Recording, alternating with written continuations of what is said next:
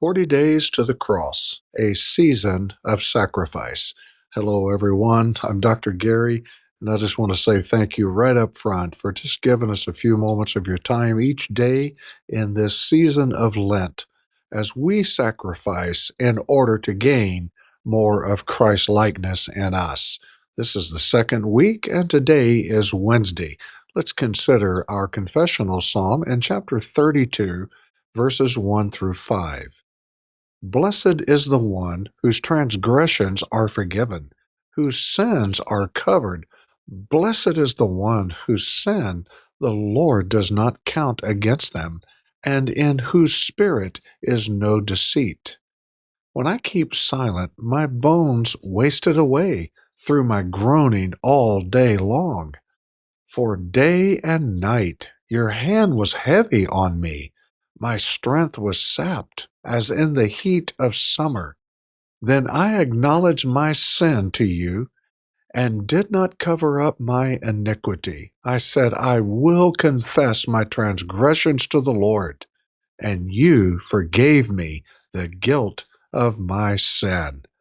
What a beautiful image of suffering under the weight and guilt of sin and wrongful actions, but oh, the joy of confession, of speaking honestly about our sin and our need, and He forgives us and lifts the burden of our guilt.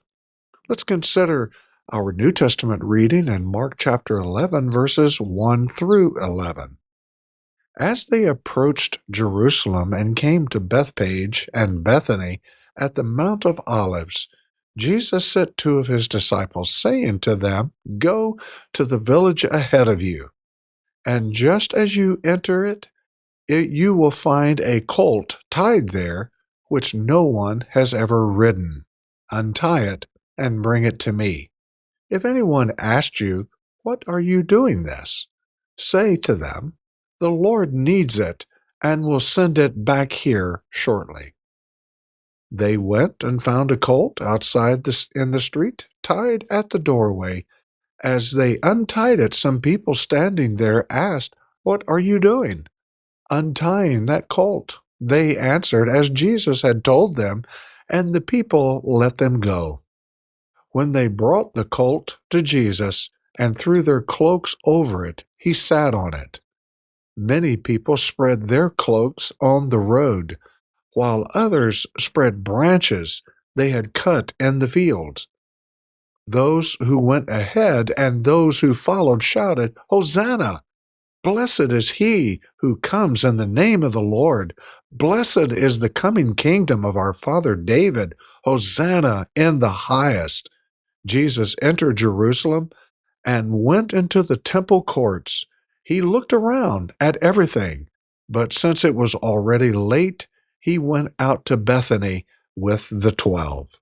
What an outstanding passage of celebration. Let that sink in. The divinity of Jesus and yet the humanity of Jesus converges in this display of worship and praise and celebration. Well, our reflection today again comes from Thomas A Kempis in his meditations of the incarnation of Christ. He writes, Consider the great virtues Christ showed us by his human nature in this profession.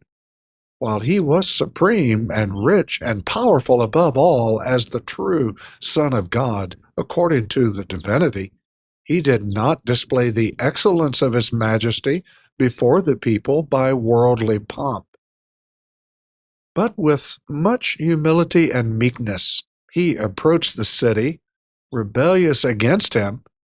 This is our King, whom John the Baptist proclaimed as the Lamb that was to come into the world, who for the salvation of the human race drew near to the place of suffering to accomplish the work of redemption, as it has been revealed to the holy patriarchs and prophets.